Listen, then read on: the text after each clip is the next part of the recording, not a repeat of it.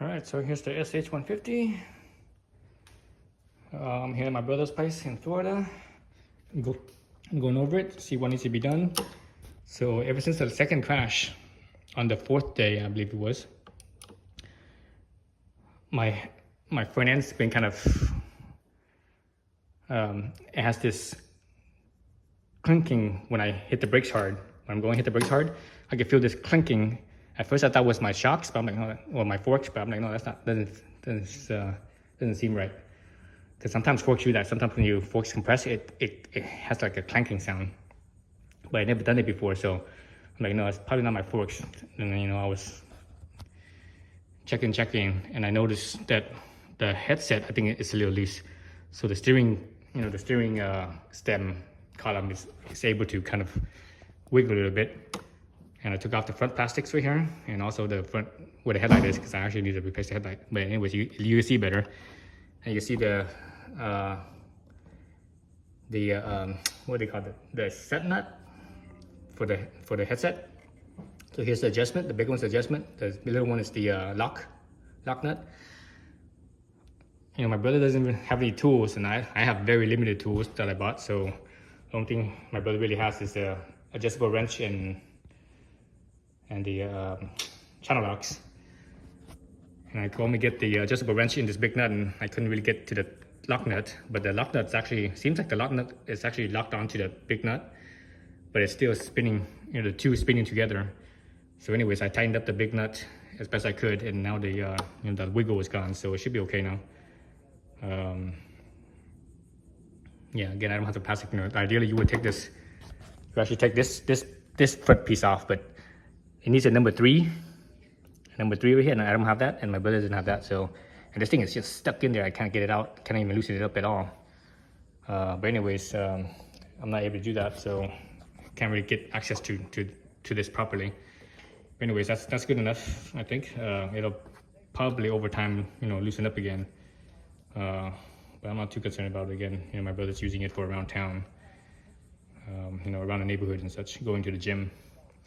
Because he lives in this area that has there's a HOA, and it has the gym and all that stuff, right? So that's very typical of Florida.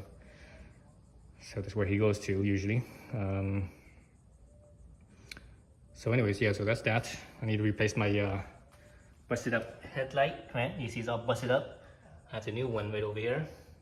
Well, it's not new, it's used. But, just to replace that. Whatever ding and scratch and, misalignment of the plastics, it is what it is. So I'm not gonna bother with any of that. What I do need to do is I need to replace the air filter, because the air filter replacement is every 7,500 miles. So so basically the next one is 15,000 miles, so it's coming up. You do that. I'm gonna open up the drive and look at the not the variator, but the belt, and see the condition of the belt. It's a new belt before I left for Cannonball, so I put over 4,000 miles. When I left, it was 10,000. I can't remember, it was 10,400 or 10,600, but somewhere around there. But anyways, it's over 4,000 miles. And Cannonball miles are very hard on drive belts. But I'm a lightweight guy, and I have it geared a little bit taller because I'm using the Dr. Pulley sliders. So it gears me a little bit taller. So that means at a given speed, my rev is actually lower. So I'm producing a little bit less heat. And everything felt fine. Obviously, I need to change the oil, the engine oil, before I leave. Change the engine oil, the air filter, check the belt. And that's about it. That's all I think I'm gonna do. I can't remember if I need to replace the spark plug what the intervals for spark plug replacement is. I think spark plug replacement is 10,000 intervals. If it's 10,000 intervals, I will, tell my brother to do that. When it gets to 20,000 miles, and hopefully he could figure out how to change the belt. I just linked to my YouTube video on how to change that belt. So hopefully he could do that on his own. That's about it. I don't really have anything else more to do with this bike. Oh, other thing, during my crash, this front, see how it kind of wiggles? This whole lever assembly with the mirror. So I think it's just maybe needs to be tightened up or something. I'm not sure. But so that's from one of the crashes as well. I think that was probably, I can't remember if it's from the second crash or not. I think it's from the second crashes that did that, because the first crash was in the sand pit, and it literally, that first crash, it didn't do any damage whatsoever. It maybe scratched a little bit plastic, like very minor scratch, you know, sand scratches. So those are very minor scratches versus big scratches like this from gravel. So basically mainly got dirty from the first crash, the sand pit, but the second crash was the one that did all the damage. The third crash didn't do any damage either because it was mud. I crashed in mud. I dove right into a mud pit, a mud bog, so there was no damage from that either. It was just, everything was just covered in mud, myself included. Oh, and I need to check the valves. I mean, it's still running really strong, so the valve should be fine. Oh, about the Dr. Pulley sliders. So remember, I'm using Dr. Pulley sliders on the variator. Let me see. So I'm using the 12-gram Dr. Pulleys, right? 12 grams. The stock roller weights. Let's see where they at. The stock roller weights. Oops. So the stock roller weights I also have. The stock roller weights, or if I can remember right, they were 12.3 grams. I think it was 12.3 grams. So it's not that much lighter, right? It's only it's barely lighter. But what the sliding weight does, that pulley sliding weight does, is that it actually, because of the shape, it actually opens the variator a little bit wider. So let's actually look at the variator here. A couple new ones as well. Open it on. This one's not open. I don't want to open it. So let's look at the right here. Let's look at the face. Right here. So let's look at the face right here. As the belt rides up, the pulley, you know, you will see the wear on the belt, and the stock belt, or excuse me, the stock roller weights, it rides up to about right here, where my thumbnail is, and I still have at least 2 millimeters of space to the top. So with the Dr. Pulleys, it rides up like another 1.5 millimeters or so, approximately 1.5 millimeters. So almost at the edge, but not quite at the edge. And just that extra 1.5 millimeters up the variator, that gears it taller by 5 miles an hour. So going back to the speed with the stock setup. If my drive is new, everything on the drive is new, the tires are new, my rev limiter will hit at the indicated 76 miles an hour. When I get to 76, it will hit the rev limiter, and I can feel that. But with the Dr. Pulleys, it'll go all the way to 81, maybe even 82 before it hits the rev limiter. So it's 5 miles an hour faster. But you know, on as the belt wears and the variator wears and the rollers wear, basically as the drive wear, you actually will lose top speed. That's how I gauge my wear on my drive. So usually if I lose, say, 5 miles an hour, it's time to change. I mean, it's done. You know, the belt's done, the roller weights are done, the variator's done. All that should be replaced. So right now, currently as is, you know, when everything was new, it was what, 81, 82. Now I think it's about 80, or just about 80, or barely shy of 80. So basically, it lost about 2 miles an hour on the top. So it still has plenty of life left, I think. So I think I won't touch, you know, the drive. I would just inspect the belt and make sure it's, you know, it's not all beat up from the heat. But once it gets to about 76 or so, or 10,000 miles, whichever comes first, I'll tell my brother to replace it. And who knows, maybe if I'm here around that time, you know, because I'll probably visit here maybe once a year or so. And if I'm here and it's around that 20,000 miles, I will replace it myself. Yeah, so again, I need to check the valves. I'm not sure if it's out or not. I don't think it's out. It might be maybe slightly on the loose side, maybe. But the thing is, it feels strong. It rides strong. It feels strong. Just like when I left home before Cannonball, it felt, you know, or the first day, the ride to Cannonball, the first day, it felt strong. It felt just as strong as that. It's just that top speed is not the same because the drive is worn. Let's look at the tires. The Michelin City Grip 2s. So the vast majority of folks were running the City Grip 2s and looking at their bikes, you know, all the various bikes, even the Vespa 300s, they still have life left on their City Grip 2s. I still got plenty of life. So you know, there's another, I don't know, maybe 2,000 more miles or so out of this. You know, more or less.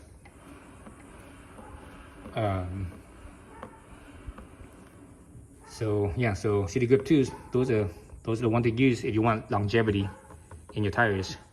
So far, I think these are the longest life tires I've used for scooter tires. I think I haven't had a scooter tire last, you know, over 4,000 miles on the rear. The most I think I've ever had is probably 4,000. Well, maybe, yeah, probably 4,000 miles. Maybe 5,000 miles. I mean, the whole thing is shot. You know, I mean, it's gone beyond the wear bar, right? The wear bar right there. It's gone beyond the wear bar, and it's just, you know, it's flush with, you know, flush with the wear bar, past the wear bar. I've done that a few times, and maybe got about maybe 5,000 miles or so when I did that. But usually when you get to the wear bar on the rear tire on every scooter I've ever had, it's always been about 3,500 miles or so.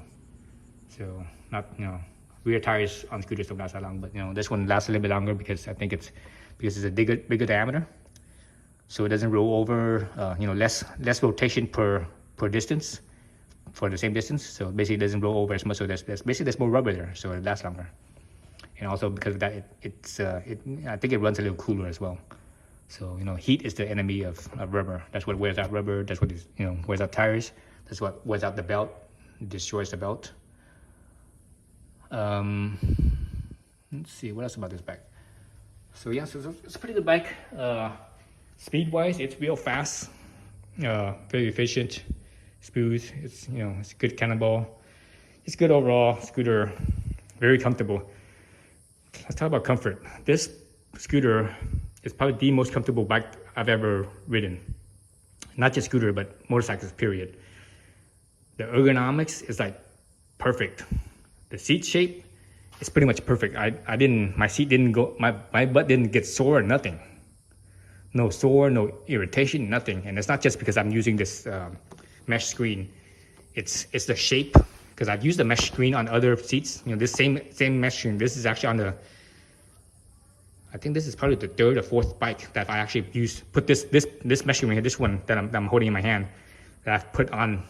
So this pad has been on at least 4 different bikes already. It's been on my Super Cub. It's been on my Elite 110. It's been on my Trail 125. It's been on this bike, the SH. It's been on, let me see what else. I think I've had it on the, you know, 1 or 2 other bikes. But anyways, at least 4 bikes. And so it's not the shape, you know, because on the other bikes, even with this, yeah, it aerates and stuff, but the thing is, it doesn't, the shape is the main thing that gives you the comfort. So even with this piece on the other bikes, my butt still got sore and stuff, but on this bike, because of the shape, you know, it has the scoop on the back end, but the front end is kind of hard to see here. But the front end, when you actually sit on it, right here, it's kind of a rounded, it's kind of like a rounded bulge, and where the thighs come down here, it's you know, it has a smoother contour. It isn't so much of an edge. Like back here it is, but that's not what your thigh is. Your thigh is up here, and right here is smoother. So the seat is like, it's like perfect. You know, if you know, at least perfect for me. You know, everyone's butt is shaped differently, but for me, this seat is like the most comfortable seat I've ever had, and it's not the most cushy seat either. It has some cushioning, but it's not the most cushy seat either. The most cushy seat I've ever sat on is my Honda Monkey. That thing is like sitting on a pillow. You're literally sitting on a soft pillow. But you know, it doesn't necessarily have the shape, the ideal shape like this one does. It's not as contoured for my butt anyways. So yeah, so the ergonomics on this thing and the comfort is by far the most comfortable I've ever sat on. I mean, you know, 4,000 miles, over 4,000 miles, and I didn't get any discomfort whatsoever. The only thing here is that, you know, leg room, you know, this, because it's a big wheel scooter, it has very limited leg room, so you can only move your feet so far. So compared to a small wheel scooter like my Elite 110, the leg room I have, the feet room I have here is a lot bigger, so I can move my feet, as far as bending my knee goes, I can bend it a little bit more. But actually this thing is actually, it's designed and made in Italy for the Italian market. So, Italians are taller than Asians for the most part. And, so this bike is meant for people that are a little bit taller. So it's really comfortable. Whereas when you buy most other scooters, at least Asian brand scooters, they're meant for the Asian market for the most part. So the size a little bit smaller for people that are a little bit shorter. So they're a little bit more cramped. And this one, the leg space is fine for the most part. If I put my feet forward right here, my knees will be larger than 90 degrees. If I put my heels back here, my knees would be less than 90 degrees. Just barely less and just barely more. And that was actually enough to keep my feet, my legs pretty comfortable. So again, ergonomics and the handlebar was just right. The positioning and the reach and everything, the height, it's just right. Everything is just right. So ergonomically speaking, this bike is fantastic. The most comfortable bike for me, hands down, bar none. The seat, the ergonomics, everything. So let's see. Yeah, so I think that's it. That's all I'm gonna do, and I'm gonna call it good. The brake is squeaking a little bit when I'm applying the rear brake. This is the Honda. This is a combined brake system right here. You see two cables coming out right here. One right here, one right here. One connects to the rear tire. So this one right here connects to the rear tire. This one closer to you connects to the rear tire. This one towards the front. If you look at it, it actually runs over, and it actually connects to the front brakes. So if I squeeze this, you actually see the front brake activating, right? So that's Honda's combined braking system. So for whatever reason, when I use the rear brake only, I could hear the front squeaking, but when I use the front brake only, the front doesn't squeak. So that's kind of weird. Or I should say, when I use it lightly, when I use the heavy, it doesn't squeak, but when I use it lightly, it squeaks. But because it's combined brake, the distribution is that when you squeeze this, it doesn't give you 100% front brake power. I think it only gives you like maybe 50% or so, or maybe even less. So you want full front brake power, you have to use the front brake. But when you use the rear brake only, it gives you, it does give you some power. So squeezing this slightly, and then the reduction in power, it also makes it even lighter. So basically really light, it squeaks the front. So I'm not sure if it's just because it's dirty or it's glazed, or I'm looking at the brakes and they don't look, well, I don't know. You can see the discoloration in the brakes a little bit, so that it could be glazed. So there's the outside rotor. Let's see the inside of the rotor. See, yes, still you can sort of see it. So that could be it. It could be a little bit of heat. That looks like heat oxidation almost, right? The color, it has a bluish color. That's usually heat oxidation. That means it's getting hot. Looking at my brake pads, I got plenty of life left in those brakes, the brake pads. You can actually see the, I don't think the camera's focusing, but I can see the grooves. In the brake pads, they have those little grooves in them. When you still see the grooves, that means they're still alive. Once it's worn down the groove, gets to the bottom of the groove, that means the brake pads pretty much needs to be replaced. So there's plenty of brake pad life left. And I was hard on this bike too. I was hard on the brakes too this whole trip. Let me see what else. Fork feels good. Suspension on it feels good. I use a heavier weight. I use a 15 weight on the forks instead of the Honda. I think the Honda weight, the oil in there is, I think it comes with 5. No, not 5. It comes with 10 or 8 or something like that. Somewhere between 7 or 10 weight oil. I'm using a 15 weight oil. That's about it. Yeah, overall, it's a good bike. Just a little knickknacks in here, and it's all scratched up, but it's no big deal. Hopefully my brother doesn't mind. But he's gonna look at it, he's like, what the heck? Because the last time that he saw this bike, everything was still pristine, everything still looked new. So now, I beat it to shit. So yeah, it's not pristine anymore. So, but mechanically it's sound, runs strong. So yeah, that's it. All right, thanks for watching. So actually this is it. I think this is gonna be my last scooter. I don't think I'm gonna have another scooter or gonna buy another scooter, because because the main thing I use scooters for is commuting and riding around town, running errands. And you watch my channel, you know me, you know that I have a zero electric motorcycle, and that hands down, it's the best commuter round town bike I've ever ridden. The only downside to that is that it's a little bit heavier, right? It weighs like a normal bike, like a 600cc bike, over 400 pounds, whereas the scooter is lighter. And that bike, the center of gravity is obviously on a motorcycle is higher than a scooter. But otherwise, besides that, electric is the way to go for commuting and around town. There's like no maintenance. All you have to do is just change the tires. Change the tires, and maybe every once in a while adjust the belt tension on it, and bleed the brakes every year. I do it every year. I think the service manual says or the owner's manual says to do it every 2 years, but I do it every year. And that's it. And maybe the front brake pads, because I wear out the front brake pads on the bike pretty fast. But yeah, I think an electric bike motorcycle, at least my Zero anyways, is a superior commuter round town running errand bike compared to a scooter. So this is gonna be it. This is the last of the scooter that I'm gonna buy. I don't see myself buying another scooter ever. But who knows? Who knows what the future holds, right? So anyway, signing out. Thanks for watching. Alright, so I got the air box off. I actually just finished doing the valve adjustment. So my intake was perfect, didn't need to be adjusted. The exhaust was 1,000th too loose, so I tightened it up 1,000th. I just opened up my air box. So this is the clean side. You still see a little bit of dirt right there, which is some oil.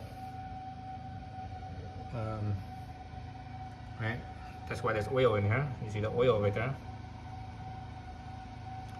So this is what the cap is. So this is probably about 1.5 inches or so of oil. You see there's some oil residue right there. That's why you see this oil dripping down right here. And there's the inside of the box. So that's the bottom side right here where the oil is. This is the dirty side. And let's look at the filter. So the filter is pretty much done. So I did ride pretty good amount of dirt roads, right? Let's look at the new oil filter over here. So the new oil filter here. Okay. Let's just open.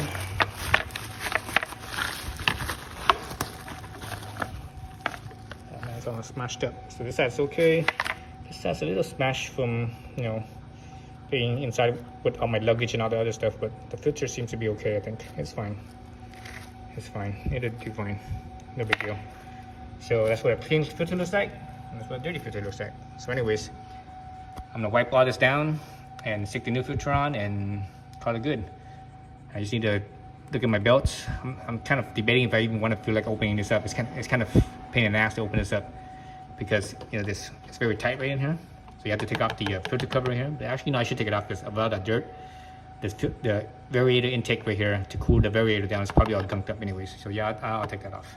But let me do this air filter first, and I'll be right back. All right, so variator cover's off. So this looks surprisingly clean. So when I put on this new belt and everything, I wash it off so that way everything's clean, and that way I can see how much dust built up and stuff. And now I'm looking at it, it looks really clean. You can see a little bit of dust right in there. Actually, I'm sure you guys can see that, but you see a little bit of dust right there, in that corner right there. That's about it. The rest of the drive is really clean. On this side, you can see the dust, but actually on this side, I actually don't think I cleaned this side from the original. I can't recall if I cleaned the cover or not. I might have, but I might not. But I just don't remember. But I know I cleaned the actual inside right here. So it's real clean. Let's look at the wear on the variator. So here's the variator. You guys see the wear, and the majority of the wear is up at the top because that's where I spent most of the time, right? And the belt rolled all the way up to, you see the edge here where it's clean. That's actually a bevel. So the belt rolled all the way to the edge of that bevel where the bevel starts. Whereas a factory belt, it doesn't ride that high. It doesn't reach the bevel.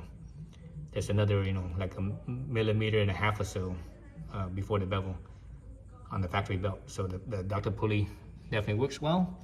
As far as the belt goes, the belt looks in really good condition. I don't see any cracks in it at all. Usually when you look at the belt, in between the ribs in the valley, that's where usually you see the cracks. And this one, I don't see any cracks at all.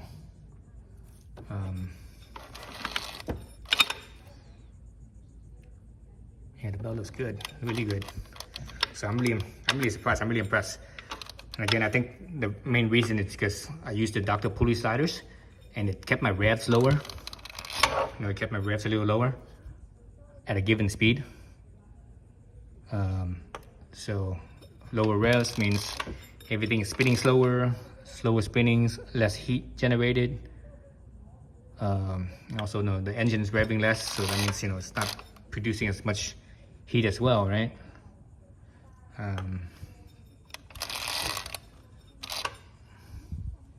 So I think because it revved lower, it cruising along, it never really reached its rev limiter.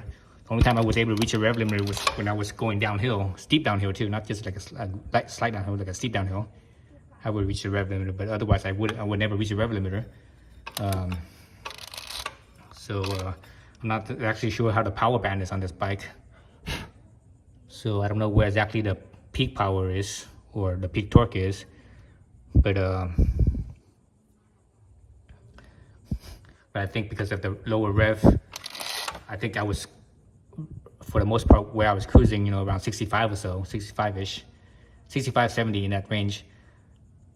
I was probably closer to the peak torque than I was the peak horsepower. So that's probably a good thing. So that basically means it's more efficient when you're riding, when the engine's at peak torque. It's actually more efficient than it is at peak horsepower. So yeah, I think it's good. So I'm impressed. I'm very impressed. This looks in better condition than it did when I came back from Pikes Peak. But when I came back from Pikes Peak, that was still the original belt. I didn't even put it in a new belt.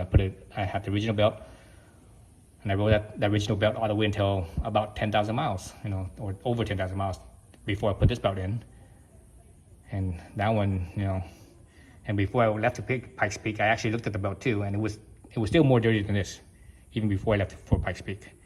And by the time I left to Pikes Peak, I think that scooter had already, let's see, I bought the scooter with about 6,000 miles, and it already had about, when I left for Pikes Peak, I think it had about, let's see, I bought it with about 5,000 miles. When I left for Pikes Peak, it probably had about 6,000 miles. Or so not a whole lot of miles, but the inside of the drive here is definitely dirtier when I left for Pikes Peak than it is now. And when I came back from Pikes Peak, it was way dirtier. But anyways, yeah, so everything looks good. I'm gonna button everything back up and color good, and yeah, so not worry about the drive. The drive is fine.